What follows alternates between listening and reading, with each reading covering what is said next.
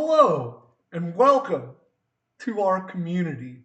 Now, please get the fuck out. That's right, baby. We're talking about Sychien, the goddess of community. Theological Brodex, episode 15. That's right. We're talking about the Bee Queen. The bees! The bees! Ah! That's right, everybody. Now, Sychien, she is a unique member of the Court of Order. Now, most members of the Court of Order, they have their balls in the vice grip of Helena, the Spider Queen, and they cannot oppose her or be removed from the hall. But Sychien, who has no balls, for she's a goddess, and a bee, mind you, Sychien, she is one of the few gods of order who is not exactly on board with old Helena. You see, Sychien, she looks at what Helena has power over law, over nobility, over lawyers and social structure. And she thinks, it would be a lot better if I had that. And some would say Sychien is right. Unlike Helena, who sits in the middle of her web, controlling everything with strings from a distance, Sychien, she flies, she moves about the world with her hordes of bees, and she settles into a community that is not attached, that is not beholden to another. For Sychien has no interest in the needs of one group being subservient to the needs of another. She is extremely xenophobic. Oh, oh. She is deeply nationalistic. Oh, my goodness. Oh, she is she teaches to make war upon your enemies. Oh, and she is the producer of honey. Oh my goodness, be still my beating heart. Xenophobia, nationalism, making war upon your enemies, honey. What is there not to like about this goddess of bees? By golly, by gosh! And she is a pretty simple divinity. Kind of what you see is what you get. Besides a secret plot to overthrow Helena, which would make for a very interesting premise for a saga, Sychien is very straightforward, if you will. She teaches to be loyal to your community and no other. She teaches to be industrious. In fact, she is the goddess of industriousness. She opposes all forms of laziness, weakness, and foolishness that could bring harm to your community.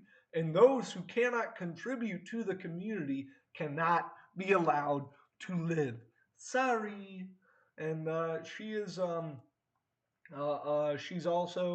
goddess of pollination, of honey, of bees, of shelter, of wasps. Pretty simple, tight set of dominions, which of course she does wish to grow. She wants all of Helena's dominions. But this tight set of dominions does allow a significant amount of unity among her followers. In fact, you will find a local church of Helena, not Helena, fuck Helena. You will find a local church of Sychien far more unified, far more, if you will, tight, like Sychien's pussy. As they are all unified under this dedication to their community. They are all driven to help their community to grow, to help their community to thrive, and to keep those fucking immigrants out. And she teaches do not aid those of other communities unless they provide a benefit to your community.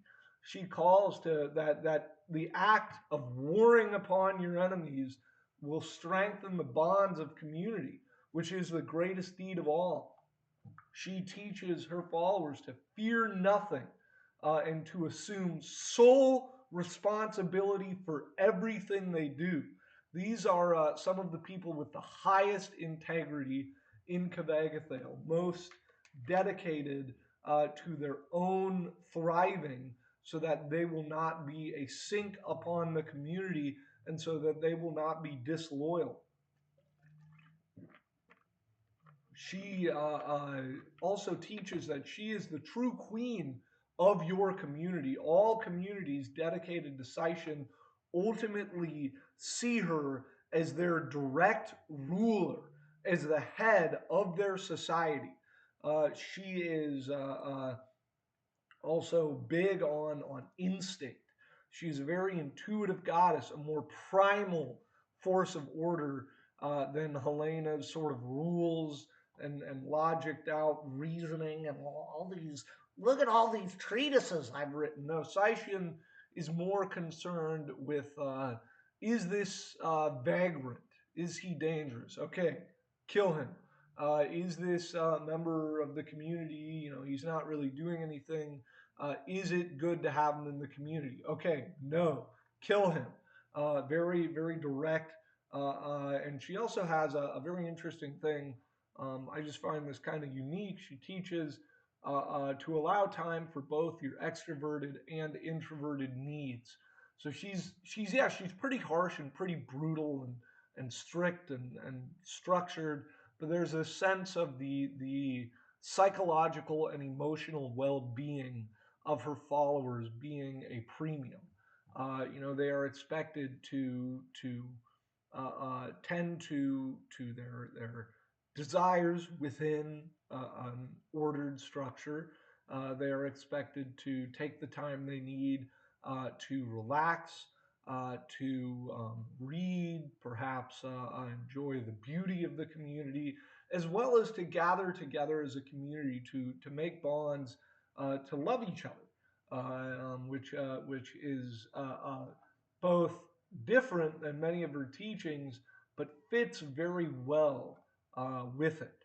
And there's this idea that when you die, a part of you will live on with your community. And I have this idea that saints of Sychien, they are basically bound to the community they lived and died in, and so they're not leaving, they're not going out and revealing religious truths to other followers in different communities, unless it is a community founded by the community they're from growing and expanding, but rather they are staying sort of in their community as this beacon of glory for the members to come to see and to know that is an example of a great member of their society. And she's, again with bees, so you're going to get these omens of just bees coming by or moving oddly to draw your attention that something strange might be going down. And of course, she has some very heavy metal sacrifices, burning the corpses of your enemies, allowing the smell to be lifted upon the wind, because the smell of burning flesh is pleasing to Sychien, who is also known as Sting. Uh, um, but she is allies with Phoenix and Dazazea, which is interesting because Dazazea is a member of the Court of Freedom. And of the Court of Order, Sychien is the most open to interact with followers of the Court of Freedom, especially considering that she dislikes Helena. She wants to pull a coup on her. She hates Zansero, considers her enemy, and Zansero is, basically the goddess of mind control and becoming a drooling zombie slave. And she is. I also have her in my setting. She's close with Cureleaf, who is another Court of Order divinity who's kind of more in good with the Court of Freedom. And she is also kind of drawing the loyalties of Aulus away from Helena. Aulus being Helena's most loyal follower, because Aulus is beginning to be more interested in bee pussy than he is in spider pussy. Now, Sychien is a daughter of Igvale and Morgul. So it's interesting. We got to talk about how this elemental interplay comes in. So, from Igvale, the flight, there's the very obvious, bees, they're flying around up in the air. But there's also this sense of adaptability, of movement to Sychien. As orderly and structured as she is not a goddess of rigid tradition, because a community may have to undergo all sorts of changes. It may have to adapt to changing times. The rules and laws that served the community in times of feast may not serve it in times of famine. And also the vice versa, the strict observances of rationing and sort of making do with less may weaken the community, may make it harder to thrive once they have access to more resources. When opponents, when other communities are threats, Sichonites will just go and kill them. They'll just go and kill all of them.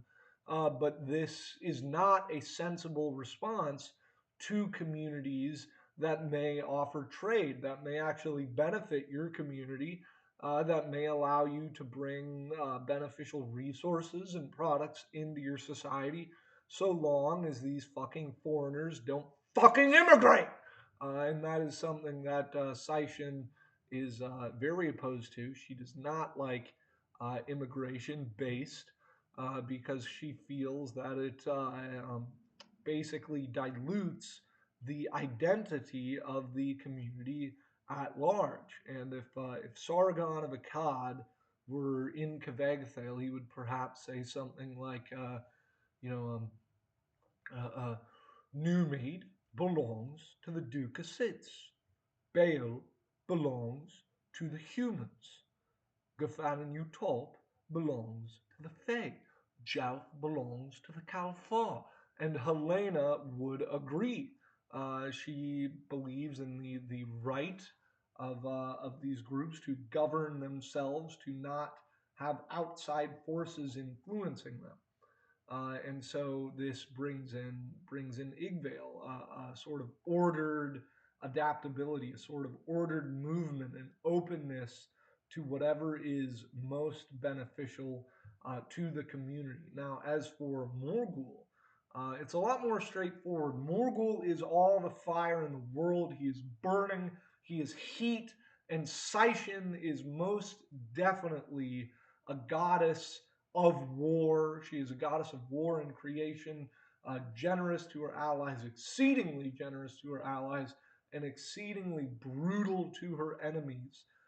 She is a goddess who seeks to bring death and horrors upon all who oppose her and her followers, and has no concern for the pain and suffering that it may cause.